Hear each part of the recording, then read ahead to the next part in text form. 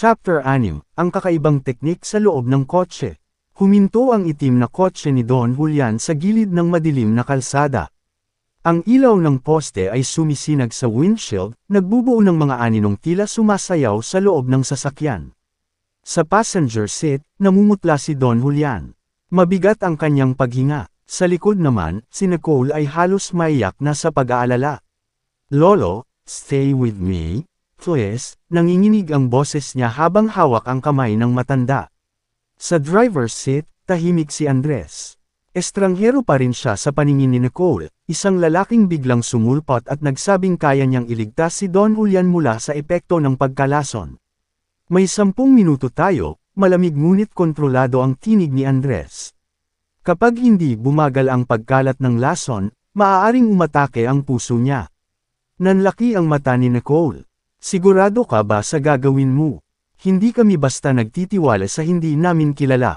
Hindi sumagot si Andres. Sa halip, inilabas niya ang maliit na leather case mula sa loob ng kanyang jacket. Hindi ito ordinaryong acupuncture set. Ang mga karayom ay mas manipis kaysa karaniwan, halos parang hibla ng buhok, at may kakaibang marka sa dulo. Lumipat siya sa passenger side at bahagyang inirecline ang upuan ni Don Julian. "Anong gagawin mo?" mariing tanong ni Nicole. "Ito ay hindi pangkaraniwang acupuncture," sagot ni Andres. "Reverse meridian flushing technique." "Reverse, ano?" "Imbis na pasiglahin lang ang daloy ng dugo, babaliktarin ko ang pressure flow ng ilang nerve channels para pigilan ang pag-akyat ng lason patungo sa puso at utak." Hindi na nakaangal si Nicole. Wala silang oras. Unang itinurok ni Andres ang karayom sa pagitan ng hinlalaki at hintuturo ni Don Julian. Ngunit imbes na iwan ito, marahang iniikot niya ang karayom sa eksaktong 27° angle, kasabay ng kontroladong paghinga.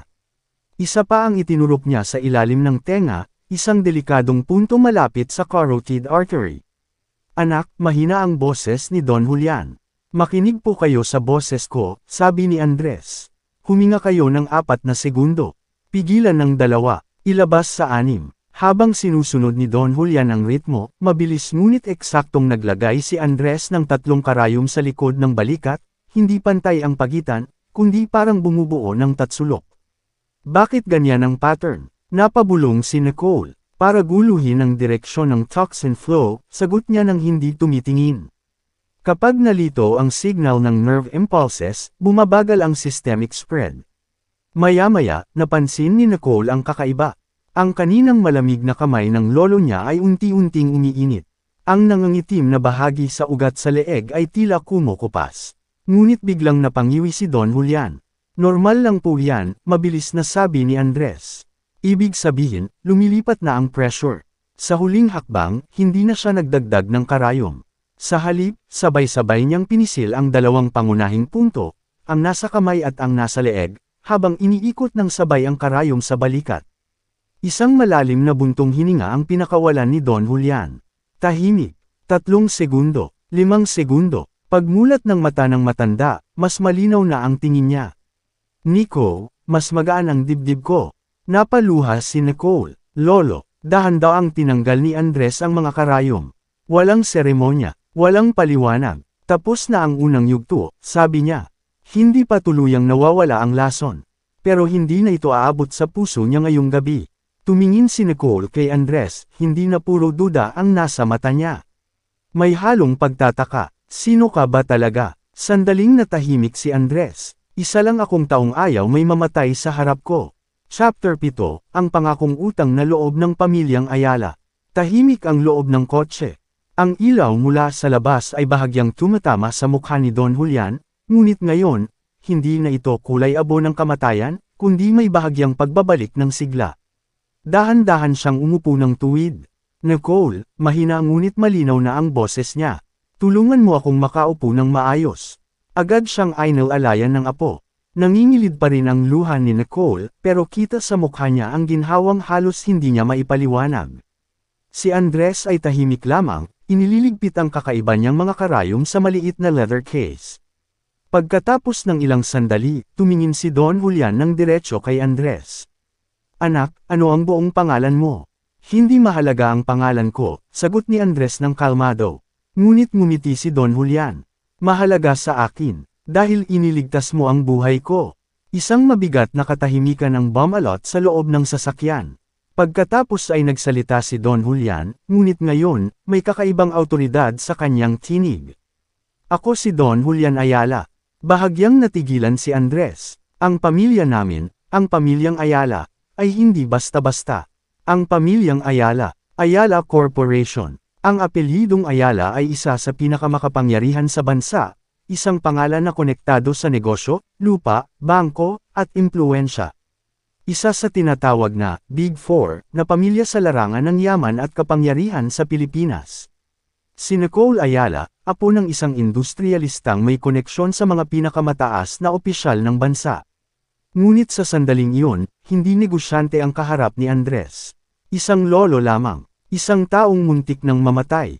Maraming beses na akong nakipagkasundo sa mga makapangyarihan, patuloy ni Don Julian. Ngunit ngayon, ako ang may utang. Tumingin siya kay Andres ng may lalim. Hindi ko nakakalimutan ang mga taong tumulong sa akin. At hindi ko rin pinababayaan ang mga taong may utang na loob ako. Napakunot ang noo ni Nicole. Hindi siya sanay na marinig ang lolo niyang ganoon magsalita, parang may binibigay na hindi simpleng pasasalamat. Sa tamang panahon, dagdag ni Don Julian, kapag dumating ang araw na mangailangan ka ng tulong, hanapin mo ako. At ang buong pamilyang Ayala ay tatayo sa likod mo. Napatigil si Andres. Hindi siya mukhang natutuwa, hindi rin siya mukhang humahanga. Parang sanay siya sa ganitong mga pangalan. Hindi ko po ginawa iyon para sa kapalit, sagot niya ng tahimik. Mas lalo kitang iginagalang dahil dyan, sagot ni Don Julian. Sa labas ng kotse, may isang itim na SUV ang bahagyang huminto sa di kalayuan, parang may nagmamasid. Hindi yun napansin ni Nicole. Ngunit napansin ni Andres. At sa unang pagkakataon, may bahagyang tensyon sa kanyang mga mata.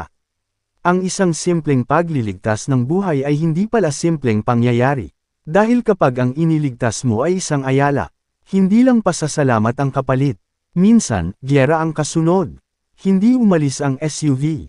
Tahimik itong nakaparada sa di kalayuan, parang aninong naghihintay ng tamang sandali. Sa side mirror, kitang-kita iyon ni Andres, ang bahagyang paguga ng sasakyan, ang pagpatay-sindi ng brake lights. May masamang balak. Nicole, mahina niyang sabi, hindi inaalis ang tingin sa salamin. I-lock mo ang pinto, huwag kang lalabas. Anong? Ngunit huli na ang tanong. Bumukas ang mga pinto ng SUV. 4 na lalaki ang bumaba. Hindi nagmamadali, sigurado sa pakay. Sa loob ng kotse, mas lalong kumapit si Nicole sa kamay ng lolo niya. Si Don Julian, bagamat mahina pa, ay may kakaibang katahimikan sa mukha, parang alam niyang darating ang ganitong gabi. Lumabas si Andres ng sasakyan. Isinara niya ang pinto ng dahan-dahan, tila ayaw gambalain ang hangin.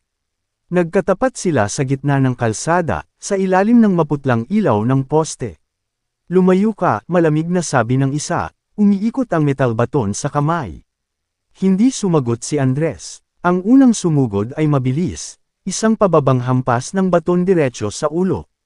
Ngunit sa halip na umatras, bahagyang kumilos si Andres pakaliwa.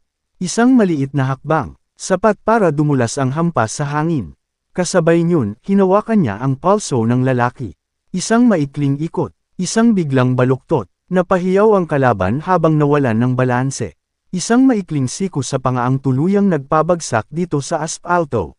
Hindi dramatiko, mabilis, eksakto. Sumunod ang pangalawa, mas agresibo, paalang ang atake. Umindayog ang katawan ni Andres pababa, halos sumayad ang balikat sa hangin habang umiwas. Isang sipa sa tuhod, isang tulak sa dibdib, isang hampas ng palad sa ilong. Ang dugo ay tumulo bago pa makareaksyon ang lalaki. Sa loob ng kotse, napahigpit ang hawak ni Nicole sa seatbelt. Hindi ito rumble, hindi ito gulo, ito ay control, baril, sigaw ng isa. Ang pangatlong lalaki ay nakatutok na. Sandaling tumigil ang mundo, putok. Ngunit bago pa maituon ng maayos ang baril, gumalaw si Andres pasulong, hindi palayo. Hinawi niya ang direksyon ng baril pataas. Umalangaw-ngaw ang pangalawang putok sa hangin. Isang mabilis na ikot ng braso. Isang diin sa balikat, nalalaglag ang baril sa lupa. Isang maikling sipa sa sikmura ang tuluyang nagpahandusay sa armado. Tahimik ang gabi, maliban sa hingal ng tatlong nakahiga sa kalsada. Ngunit may isa pa, ang huling lalaki ang pinakamalaki. Hindi ito nagmadali, diretso itong sumugod, buong bigat ng katawan ang dala. Sa huling segundo, bahagyang lumihi si Andres. Hinayaan niyang dumaan ang bigat sa kanyang gilid. Isang kamay sa kwelyo, isang pivot ng balakang, at sa isang maayos na galaw, ibinalibag niya ang lalaki sa aspalto. Isang malakas na lagapak. Pagkatapos, wala na. 4 na katawan ang nakahandusay sa ilalim ng ilaw ng poste. Sa SUV, bumukas sandali ang bintana ng driver. Isang pares ng matang malamig ang nakamasid. Nagtagpo ang tingin nila ni Andres. Pagkatapos ay humandar ang sasakyan at mabilis na naglaho sa dilim. Lumapit si Andres sa kotse at binuksan ang pinto. Okay na, sabi niya, tila ba simpleng aberya lamang ang nangyari. Okay na, halos hindi makapaniwala si Nicole. Muntik ka ng barilin. Hindi siya pinansin ni Andres. Tumingin siya kay Don Julian. Hindi ito random, mahinahon niyang sabi. May nag-utos sa kanila. Tahimik ang matanda. Sa halip na takot, may pag-iisip sa kanyang mga mata. Sa loob ng Region 1, mahina niyang sabi, walang gagalaw ng ganito kung walang basbas ng mas mataas. Napatingin si Nicole kay Andres. Kanina, estranghero lang siya. Ngayon, isang misteryo. Hindi ka ordinaryo, bulong niya. Sandaling natahimik si Andres. Hindi rin ordinaryo ang mga kaaway ninyo, sagot niya. Sa di kalayuan, tuluyang naglaho ang ilaw ng SUV. At sa unang pagkakataon, malinaw na. Ang laban na ito ay hindi lang tungkol sa pagkalason. Ito ay tungkol sa kapangyarihan. At may taong handang pumatay para rito.